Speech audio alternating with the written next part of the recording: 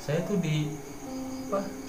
digenggam oleh satu tangan yang itu ukurannya gede banget, dan pas saya lihat warnanya tuh warna hijau gitu.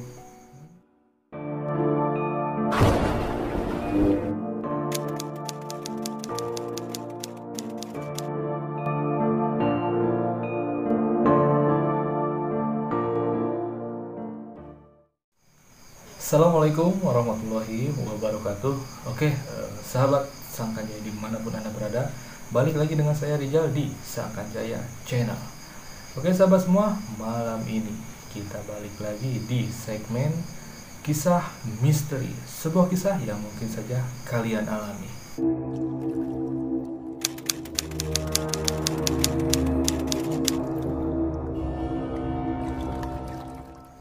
Oke sahabat semua, malam ini saya sudah kedatangan tamu lagi nih, Kang Mul. Oke Kang Mul, gimana kabarnya, sehat? Alhamdulillah sehat. Oke sahabat semua, bagi sahabat semua yang sudah menonton video sebelumnya ya, Kang Mul sudah bercerita di masa lalunya pernah melihat sesosok pocong. Nah, di segmen ini Kang Mul akan bercerita kembali, berbagi pengalaman kisah misterinya sewaktu kecil ya Kang Mul ya. Ya. Pernah melihat apa kamu? Sosok buta hijau. Buta hijau? Ya. Itu serius? Serius. Itu langsung gimana? Langsung saya lihat dengan mata kepala sendiri, dan itu sangatlah menyeramkan. Tahan dulu ceritanya kamu. Oke sahabat semua, sebelum saya lanjut seperti biasa, bagi sahabat semua yang belum subscribe channel ini, saya mohon dukungannya, subscribe, like, komen, dan share. Oke, langsung saja, nggak usah lama lagi. Inilah rekaman ceritanya.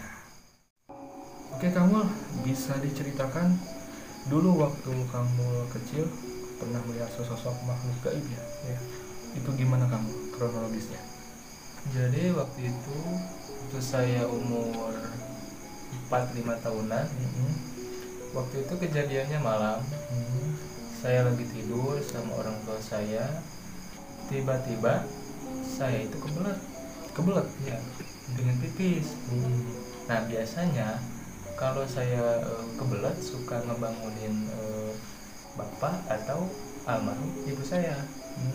Nah, tapi pas waktu itu karena saya udah nggak tahan, saya langsung bangun, saya langsung jalan.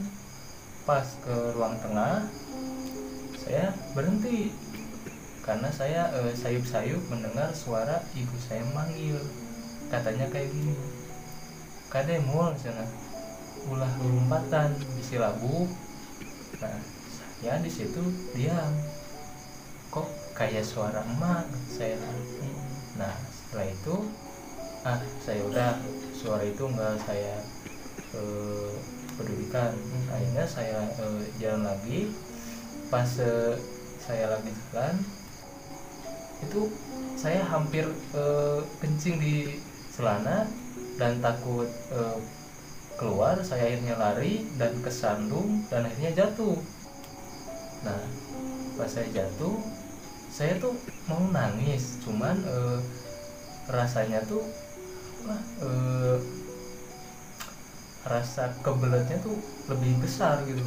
Dan akhirnya saya bangun dan kemudian saya langsung aja lari lagi gitu. Pas saya lagi di kamar mandi lagi kencing, nah di situ tuh awal mulanya. Sebentar Kang, itu umur berapa? 4-5 tahun. Tapi itu suara yang memanggil itu ibu kamu atau bukan itu? Itu jelas sekali suara ibu saya. Tapi ada sosoknya? Enggak, suara doang. Ya. Itu tempatnya di mana Kang? Ruang tengah. Di rumah? Iya, di rumah saya sendiri.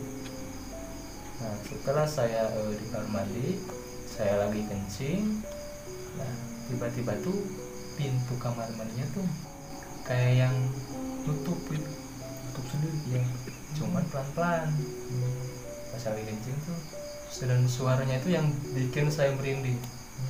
Suaranya kayak yang kreket gitu. Nah kayak gitu suaranya tuh. Saya lihat ke belakang, nggak ada orang. Mungkin saya itu kan pikirnya angin. Itu saya lanjutin lagi, bunyi lagi kreket. Udah di situ itu karena saya sudah berpikir itu angin, udahlah saya diemin aja. Pas selesai kencing, pas saya mau keluar itu tiba-tiba pintunya tuh tertutup dan itu kayak yang ditarik dari luar sekaligus. Iya, saya di situ panik, kaget. Terus saya buka itunya tuh, pintunya tuh kayak dikunci. Padahal kan kalau pintu-pintu zaman dulu kan cuma diselot gitu ya dari dalam. Nah, itu enggak diselot sama sekali. Saya buka tuh susah banget. Saya sampai gedor-gedor, saya teriak, "Emak, emak, emak." Gak ada yang dengar. Dan pada akhirnya emak saya datang, buka pintu dari luar dan itu kayak mudah. Kayak buka udah. Awalnya nggak bisa dibuka itu, Nggak bisa. tapi nggak ada angin, nggak ada apa. Nggak ada. Nah, di situ saya kaget, nangis, saya meluk. Nah, terus emak saya tuh nanya, "Mana ku naon? Ningali naon?" Kayak gitu. Terus saya bilang, "Ini tadi pintu tertutup sendiri." Tapi emak saya di situ nggak percaya. Malahan emak saya bilang, mungkin itu angin katanya. Ya udah, sekarang tidur lagi aja. Nah, singkat cerita saya tidur. Nah, malam keduanya ini yang paling aneh menurut saya. Pas malam kedua sama saya lagi tidur, tiba-tiba itu rumah mungkin entah gempa entah apa ya tuh goyang ya kayak gempa gitu. Terus saya bangun kaget gitu, ma pak, gempa gitu.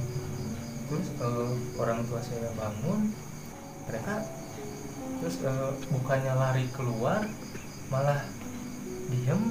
Terus mereka tuh kayak yang apa zikir gitu. Yang mungkin baca-baca kali ya, kurang tahu. Nah, di situ saya panik sendiri, loh kok ini bukannya malah keluar malah pada diem. Nah, di situ saya panik, saya udah gak tahu mau ngelakuin apa. Akhirnya saya keluar sendiri. Dan anehnya kan kalau misalkan gempa itu orang-orang otomatis pada keluar kan, iya, ribut pasti, iya, ramai. tapi pas saya lihat sekeliling nggak ada sama sekali.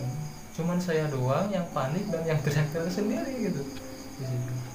Nah, dan akhirnya selesai tuh, semuanya udah normal. Saya masuk, pas saya nyamperin orang tua saya malah dimarahin. Katanya, "Mana teh lamun gempa teh sok cicing babacaan lain panik teh para rubuh." Tanya kayak gitu. Nah, terus saya bilang, "Ya meureun emak jeung bapak diajak keluar di cicing wae nya enggak semua teh keluar seorang ada bingung." Ya, kata saya tuh kayak gitu. Nah, setelah itu saya kembali tidur, langsung bermimpi. Di situ bermimpi saya tuh digenggam oleh satu tangan yang itu ukurannya gede banget, dan pas saya lihat warnanya tuh warna hijau gitu. Di situ saya teriak-teriak dan mungkin kayaknya ngigo ya, dan soalnya saya dibangunkan oleh almarhumah saya. Mudah ngimpi naon maneh. Di situ saya nggak cerita, saya cuma nangis doang, mungkin panik kali waktu itu. Nah, terus siangnya saya nonton VCD sendirian. Nah, pas saya lagi nonton tuh di ruang tengah, saya kan kalau main tuh suka di ruang depan. Pas di ruang tengah tuh ada suara geraman. Iya. Seperti apa itu? Geraman, saya juga kurang tahu ya. Geramnya kalau disebut harimau sih enggak ya, kayak menggema gitu ya, kayak begitu. Pertama saya dengar, saya cuek gitu kan. Pas kedua kali penasaran, saya jalan gitu kan. Dan saya amati, saya dengerin lagi kok suaranya di tengah rumah. Saya dengerin ada. Nah pas yang ketiga kalinya suaranya sih nggak ada, cuman saya mendengar suara pintu tengah rumah tuh dibuka kan ya, krek. Saya intip itu mungkin angin gitu kan, soalnya pintu depan buka, mungkin angin. Saya nonton lagi, leket lagi gitu kan. Pas yang ketiga kalinya itu entah tangan apa gitu itu keluar gitu di situ, keluar semuanya ya, 5 jarinya keluar. Iya, lihat langsung keluar gitu.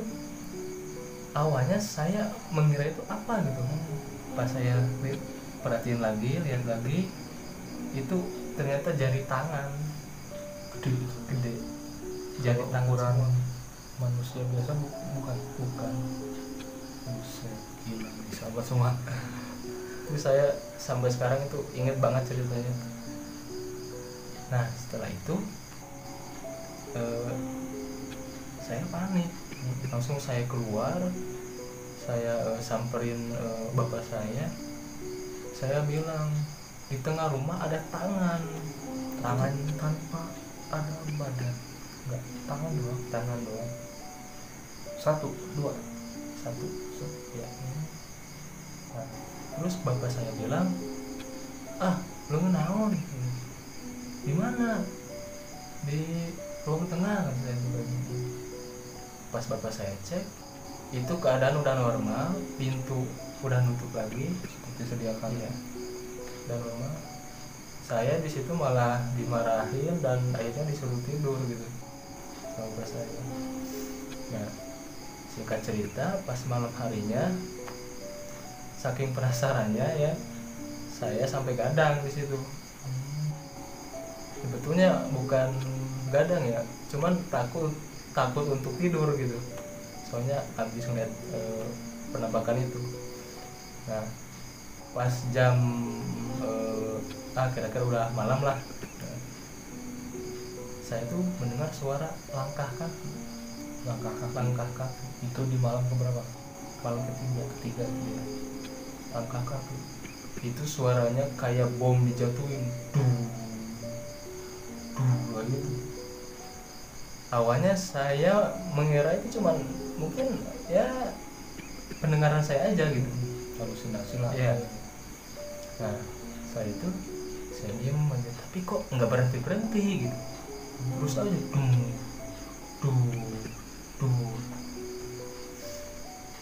tapi kok suaranya kayak mendekat gitu. Semakin dekat itu rumah goyang gitu. Iya, kayak goyang. gempa. Iya. Tapi di situ aja, di rumah itu aja. Iya, di rumah saya doang.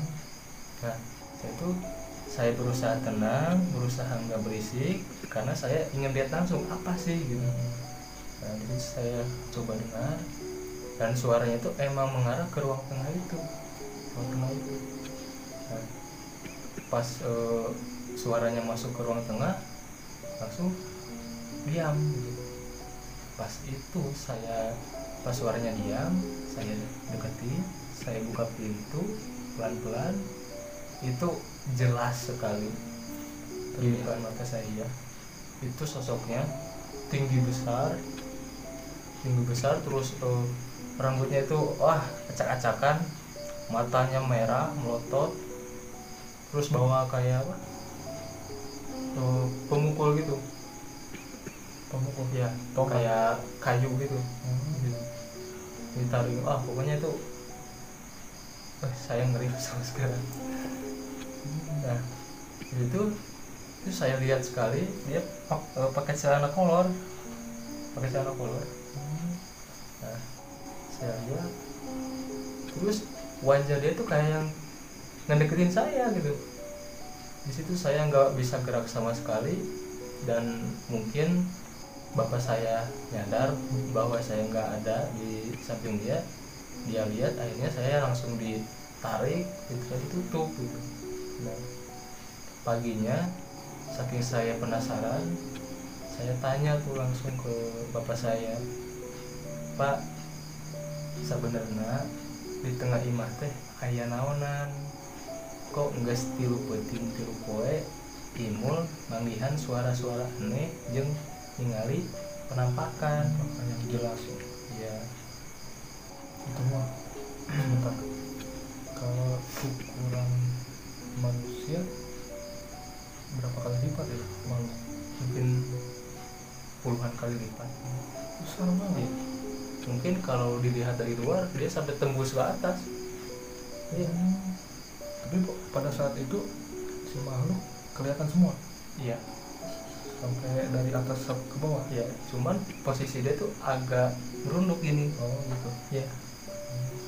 Nah, awalnya bapak saya tuh menyembunyiin, enggak diceritain lagi. Mungkin karena takut saya kenapa-napa dan saya juga udah lihat, akhirnya dia menceritain. Emang katanya di rumah saya itu tepatnya di ruang tengah, emang sengaja ditaruh makhluk itu oleh bapak saya untuk jaga-jaga. Itu kepunyaan. Iya. Dan kebetulan ibu saya dengar, terus disuruh kalau enggak dipindahin ya dibuang katanya. Dan akhirnya makhluk itu dimasukin ke dalam kendi. Dalam kendi, kata bapak saya sih mau disimpan aja di dalam kendi itu katanya. Akhirnya ditaruh dan seiring berjalannya waktu, entah kemana itu kan, entah dibuang, entah emang lupa, saya juga kurang tahu. Bentar kan, tadi kata kamu itu makhluk kepunyaan bapak, berarti Iya. bapak kamu mengurus itu atau mempelajari ilmu atau apa? Saya juga kurang tahu. Tapi yang bapak saya bilang memang benar, katanya itu milik Penjagaan gitu ya. jaga rumah katanya.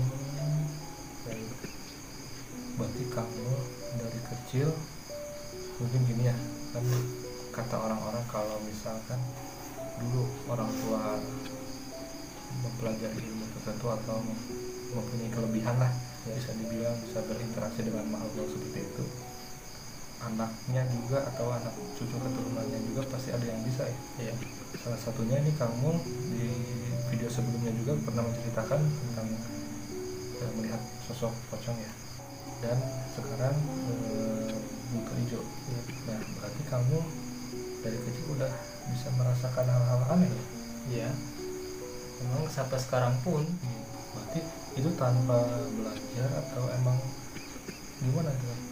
Kan biasanya kalau orang ingin bisa gitu kan ada apa, mempelajari itu ada amalan apa, Enggak, natural melihat sampai sekarang ya. Gila, sabar semua. Itu berarti kalau sekarang nih ngelihat makhluk itu udah biasa atau gimana? rasa takut tetap ada, cuman dia dibiasain. Dibiasain Ya, itu makhluk yang paling seram yang pernah dilihat atau ada lagi? ada lagi. Dan bisa lah nanti cerita ya di segmen berikutnya ya. Oke sahabat semua, barusan kamu sudah menceritakan kisah pengalaman misterinya ya. Semasa kecil beliau pernah melihat sesosok buto hijau yang sangat besar. Nah mudah-mudahan sahabat semua bisa mengambil hikmah dan pelajaran dari kisah yang pernah dialami oleh kamu. Jadi tetap saja kita harus memperkuat iman ya Kang. Ya, Kita ibadah yang rajin supaya ya kita dijauhkan dari hal-hal yang seperti itu. Mudah-mudahan jangan sampai maulah melihat hal yang kayak gitu, karena nggak enak juga ya. Apakah kamu keinginan tetap melihat makhluk itu atau nggak mau nih? ya gimana ya? Susah ya. Ya susah. Oke sahabat semua, mudah-mudahan kisah ini bisa diambil hikmahnya. Dan sampai ketemu di video selanjutnya. Saya Rizal pamit. Assalamualaikum warahmatullahi wabarakatuh.